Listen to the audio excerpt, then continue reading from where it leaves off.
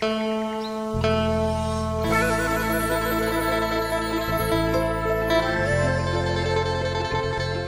งเบิง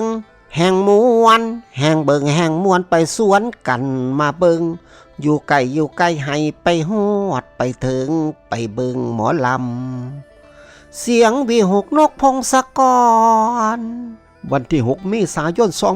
2568 นี่หมอลำเสียงวีหกนกพงศกรสิทำการแสดงที่ตลาดนัดฉลองกรุงคางปั๊มขั้นเทคลาดกระบังพ่อกับพระเอกนางเอกดาวตลกหางเครื่องด้านหน้าเวทีกว่า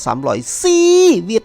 เส้นนกพงศกรอาแพรวธิดาออดปานดำพัชราตุตูแววมินลูกเอกทอฟฟี่ปริมโอดหมูยองสมโอใบเตยญาโนญาคิงกำนันแพทย์จงอังยายสายายไปอู้หูไล่กันบ่หวาดบ่ไหวหลายคักอย่าลืมอย่าพลาดวันที่6 เมษายน 2568 นี่พบกันที่ตลาดนัดฉลองกรุงคางปั๊มคันเทคลาดกระบังม่วนและสนุกแน่นอน